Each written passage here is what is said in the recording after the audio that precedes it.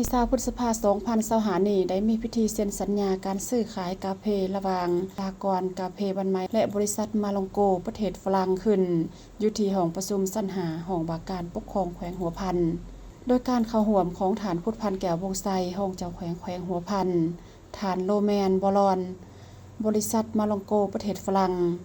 ฐานพันโทคำน้อยไสบุญเฮืองห้องหัวหน้าห้องการกฎการและควบคุมยาเสพติดกรมใหญ่ตำรวจกระทรวงป้องกันความสงบมีผู้ตั้งหน้าจากองค์การ UNODC โครงการลาว Z49 มีบรรดาฐานผู้ตั้งหน้าแผนกการที่เกี่ยวข้องอมข้างแขวงและบรรดาฐานผู้ตั้งหน้าสหกรณ์กาแฟบันไม้เข้าร่วมฐานสวัยทองภูลสวรรค์ประธานสหกรณ์กาแฟบันไม้ได้ให้ฮู้ว่าระยะผ่านมาได้ตกลงเห็นดีนำกันด่านเนื่องในสัญญาและการปรึกษาหารือต่างฝ่ายต่างมีผลประโยชน์โดยได้ส่งเสริมประชาชนในการปลูกกาแฟเป็นสินค้าเฮ็ดให้ประชาชนมีรายรับที่ดีมีความยืนยงและสนับสนุนสร้างต่างสหกรณ์กาแฟบันไม้ภายใต้โครงการร่วมมือลาวสหประชาชาติพัฒนาเปลี่ยนแทนการปลูกฟินแขวงหัวพันสามารถร่วมมือกับบริษัทมาลองโกในการส่งเสริมกาแฟออกแบบมักสมขายสู่ตลาดสากล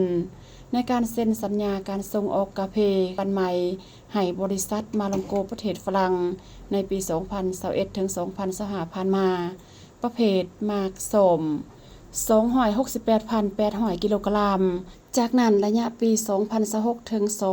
2030 ระยะ5 ปีนี้ทางบริษัทเซ็นสัญญาซื้อขายให้ได้คือ 2026 ให้ได้จำนวน 80 ตน ปี 2027 ให้ได้จำนวน 100 ตน ปี 2028 จำนวน 140 ตน ปี 2029 ให้ได้จำนวน 180 ตน และปี 2030 จำนวน 200 ตน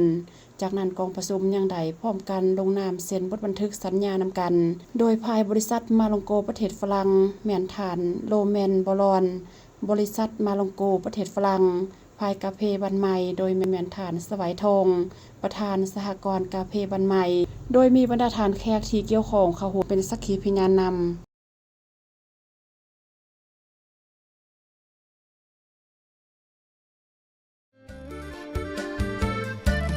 ตำรวจสืบสวน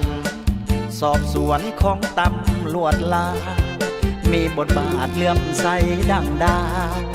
พัฒนาก้าวเติบใหญ่เข้มแข็งภายใต้การน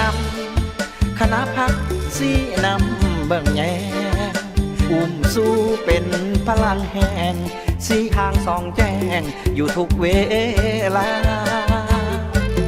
สืบสวนสอบหาบรรดาปัจจัยสาเหตุเกิดขึ้นไม่ทั่วประเท